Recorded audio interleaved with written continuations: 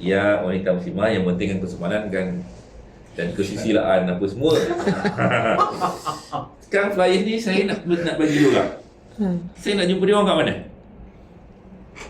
Oh, bukan saya buat sejak online, cikgu. Okey, bila dia online, saya letakkan kat sini, saya punya flyers, saya harapkan wanita jumpa.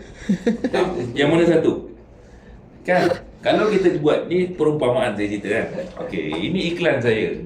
Kalau saya letak satu tempat dekat Facebook, lepas tu kita harapkan wanita muslimah yang pentingkan kesopanan jumpa benda tu.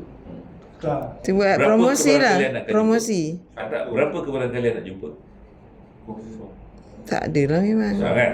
Okey. Sibuk promosi lah. Memang nak buat promosi sekarang. Promosi ni kaedah marketing. Sekarang saya nak jumpa dia orang dulu. Sebelum buat promosi, kena jumpa dia orang. Sekarang ni saya ada flyers. Kita nak tingkatkan kita punya flyers dibaca, kita kena bagi kita punya customer, which is wanita muslimah yang pentingkan kesopanan. Kumpulan sasar dia. Sekarang saya nak jumpa dia orang kat mana? Saya dah masuk Facebook ni. Facebook ni semua, Facebook ni adalah satu tempat yang sangat luas. Kat mana nak jumpa dia orang? Itu soalan dia. Maksudnya ni, how to find them. Faham kan? Tapi situ siapa yang beli tulis tu? Siapa yang beli? Siapa yang akan beli? Wanita muslimah. Sekarang ni kita Kumpulan sasar dah ada, saya tak ada masalah wanita cara muslimah. nak dapat dia. Sekarang ni kita nak iklankan wanita muslimah ni. Macam mana? Nak buat promosi. Okey, kita dah buat promosi. Beli dua percuma satu. Nak beritahu dia orang tu nak jumpa dia orang kat mana? Nak dia orang nasib jumpa kita ke? Kita nak kena jumpa dia orang. Kalau nak nasib, kita duduk saja. Tapi jangan marah kalau tak banyak sales sebab nasib. Dia bilang macam orang mancing lah. Yes. Kalau kita nak memburu, kita kena cari lah. Faham kan saya punya Yelah, tapi so sekarang ni ini kita punya challenge. Sebab bila kita kalau contoh wanita muslimah yang pentingkan kesopanan di air keruh. Saya boleh jawab.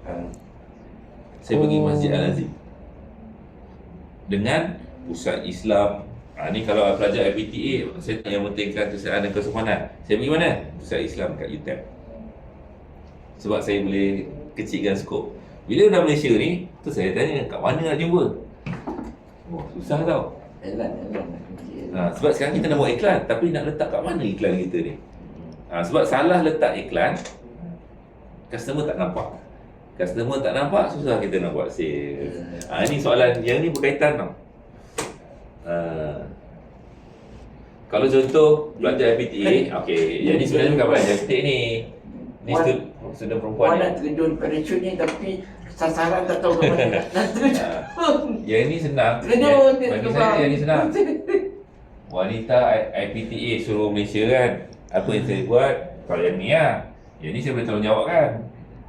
Pergi ke setiap universiti punya pusat Islam secara fizikal ataupun online. Online ni kat mana? Facebook, grup pusat Islam universiti. Boleh jawab kan? Lepas tu apa marketing saya buat? Saya buat poster, saya buat promotion. Banting. Kalau fizikal, saya akan buat Buka bus. banner, banting, booth, flyers. Nampak tak? Boleh jawab kan? So nanti bila saya dah start berniaga, saya tahu apa yang saya kena buat. Tahu kan?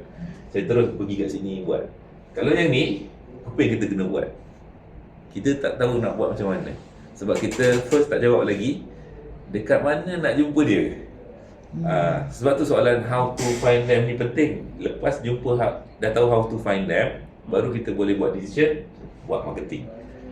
Apa kaedah kita nak guna? Selagi macam tadi saya cerita, kalau kita tak tahu dia target student dekat Unimel, kalau dia tulis student dia, nak jumpa student tu dekat mana?